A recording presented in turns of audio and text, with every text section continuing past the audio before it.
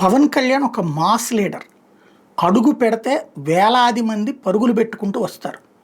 అది కొండ ప్రాంతమైన, అడవి ప్రాంతమైన, ఎడారి ప్రాంతమైన, జనజీవన స్రవంతిలో ఉన్నటువంటి వాళ్ళు. అతను ఒక సినిమా యాక్టర్ కమ్ పొలిటీషియన్ కావడం, సినిమా యాక్టర్గా అభిమానించేవాళ్ళు తర్వాత అతను పొలిటీషియన్గా అభిమానించడం ప్రారంభించారు. పొలిటీషియన్గా అభిమానించినటువంటి వాళ్ళు పొలిటీషియన్గానే అభిమానిస్తున్నారు, సినిమాల సంగతి పక్కన పెడితే. అతనికి ఆ ఆదరణ ఉంది. తను ఇప్పుడు ప్రస్తుతం ఉప ముఖ్యమంత్రిగా అటవీ శాఖ తీసుకున్నాక అడవుల్లో ఏదో ఒక ప్రోగ్రాం ఒక నగరంలో హెలికాప్టర్ దిగే చోట పెట్టేసి అక్కడ ఒక ఇనాగ్రేషన్ చేసేసి అక్కడ దిన్సా డ్యాన్స్ చేసేసి వెళ్ళిపోవడం కాదు. ఇతను చేసేటటువంటిది ప్రతిసారి కూడా మా ఇంటీరియర్ ఏరియాలకు వెళ్తారు, వెళ్ళి అక్కడున్న పరిస్థితులు తెలుసుకుంటారు. అంటే నిరంతర విద్యార్థిలాగా వ్యవహరిస్తారు.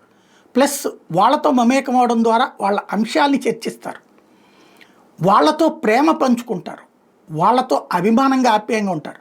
వాళ్ళ గర్భిణులకి స్వీట్లు, వాళ్ళ పిల్లలకి పిల్లలు పుట్టినటువంటి వాళ్ళకి ఆ పిల్లలకి కొంచెం చాక్లెట్ లాంటి తీసుకువెళ్ళి ఇవ్వడం.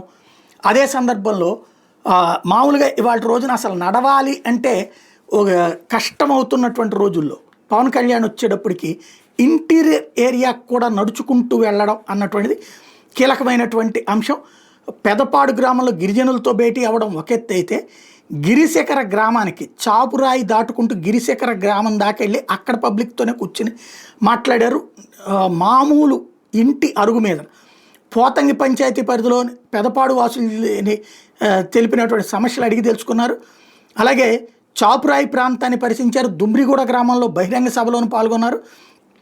మరోవైపున నడుచుకుంటూ కొంత దూరం వెళ్ళటం అన్నటువంటిది, కనీసం ఒక 4-5 కిలోమీటర్లు నడుచుకుంటూ వెళ్ళడం అన్నటువంటిది తను చేసినటువంటిది ఒక నాయకుడికి ఉండాల్సినటువంటి లక్షణం కంటే కూడా ఎక్కువే ఆ విషయంలో ఉంది, అభినందించాలి.